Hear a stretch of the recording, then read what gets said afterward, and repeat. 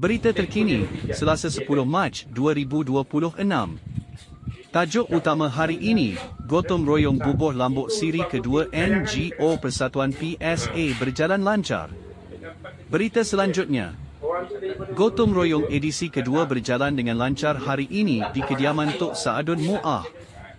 Gotong royong yang melibatkan hampir 20 orang ahli-ahli Persatuan Sahabat Setiakawan Al-Falah tersebut membuktikan kerjasama erat dan ukhuwah penduduk Kampung Batu 12 ini terus erat dan diperkasakan. Program bermula seawal jam 8 pagi tersebut berakhir pada jam 11 pagi. Menurut tuan rumah program, merangkap penasihat NGO Persatuan PSA Tok Saadun Mu'ah, beliau berpuas hati atas kerjasama erat ke semua ahli-ahli yang telah hadir pagi ini. Untuk rekod, Tuan Tok Saadun Mu'ah adalah mantan penyelaras Pusat Hikmat dan Sementa.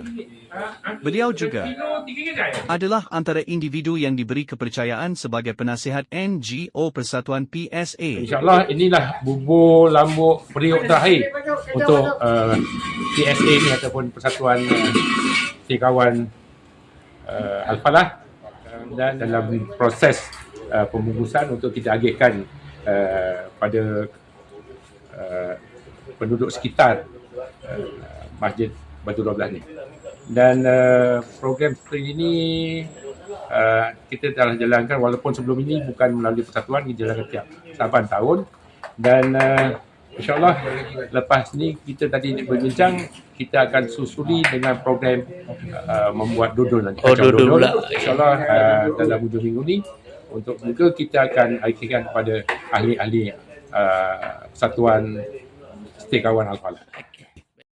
Ahli-ahli yang terdiri daripada pelbagai latar belakang politik yang berbeza juga dapat bersatu melalui platform Persatuan PSA ini melalui aktiviti bubuh lambuk. Tok Helmi Rosli ketika diminta mengulas, beliau berpandangan positif ahli-ahli dapat bersatu tanpa membezakan fahaman politik. Alhamdulillah, syukur. Ini yang kita mahukan di Kampung Batu 12. Semua agensi dari segi politik, dari segi persatuan, semua kita bersama. Jadi politik ni kita ketepikan. Yang penting kata ukhuwah, silaturahim atau kampung dalam kampung ini yang kita mahukan.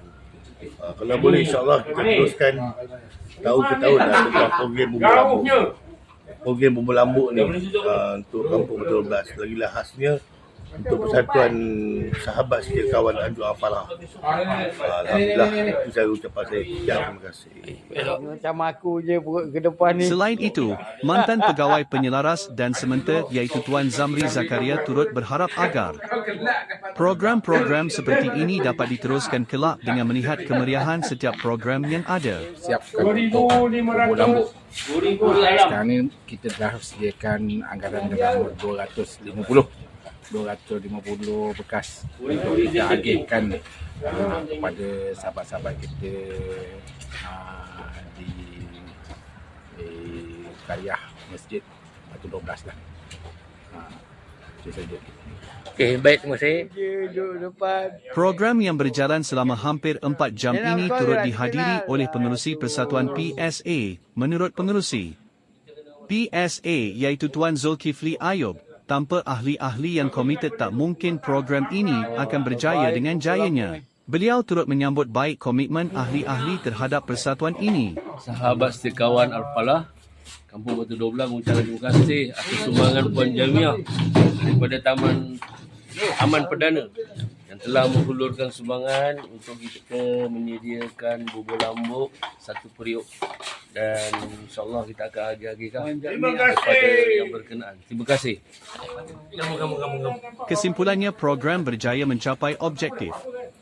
Selain dapat mengeratkan hubungan dengan ahli, ianya dapat memberi peluang untuk persatuan ini berbakti kepada karya Kampung Batu 12 Kapar Selangor.